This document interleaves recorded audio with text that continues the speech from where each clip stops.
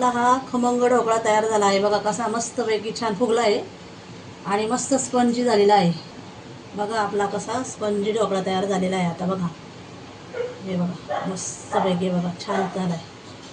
ढोकळा बनवणार आहोत, त्यासाठी कुकरमध्ये 1 ग्लास पाणी ओतायचं आणि स्टँड ठेवून घ्यायचं त्याच्यावर, म्हणजे ढोकळ्यामध्ये पाणी जाणार नाही.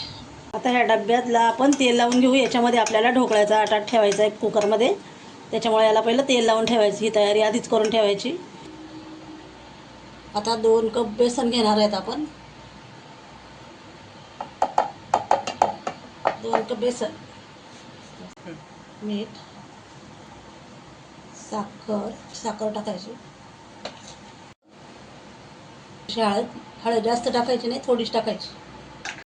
थोडा लिंबाचा रस टाकायचा, लिंबू पिळून घ्यायचा. कप पाणी टाकून घेऊया आपण याच्यामध्ये.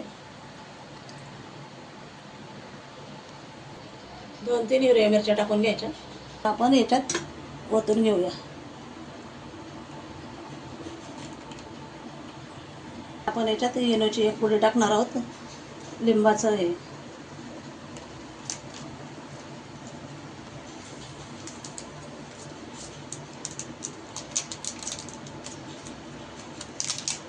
टाकल्यावर ते एकदम चांगलं फुगून वरती येतं ते. मग आपल्याला चांगली उकळी येऊ द्यायची, मग त्याच्यात ते पातेलं ठेवायचं. आता याच्यामध्ये असं हे ठेवून द्यायचं एकदम. आता हे आपण कुकरचं झाकण बसून घेऊ आणि 20 मिनटं मिडियम फ्लेमवर ठेवायचं आणि शिट्टी काढून घ्यायची आणि 20 मिनटं मिडियम.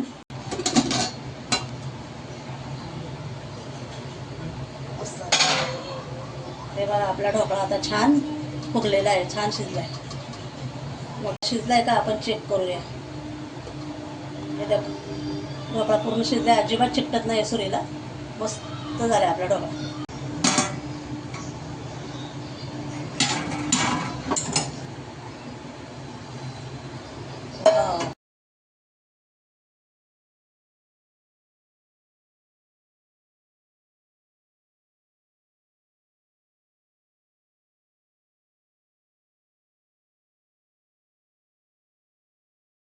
आता याच्यामध्ये भांड्यामध्ये तेल टाकलं. आता आपण याच्यामध्ये मोहरी टाकून घेऊ. मोहरी चांगली तडतडली, याच्यामध्ये कढीपत्ता आणि मिरची आता याच्यामध्ये थोडंसं पाणी टाकून घेऊ.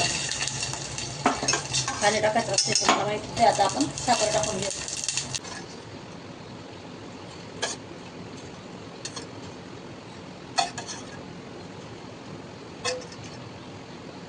हा खमंग ढोकळा तयार झाला आहे बघा, कसा मस्तपैकी छान फुगला आहे आणि मस्त स्पंजी झालेला आहे बघा. आपला कसा स्पंजी ढोकळा तयार झालेला आहे. आता बघा, हे बघा मस्तपैकी बघा छान झाला आहे.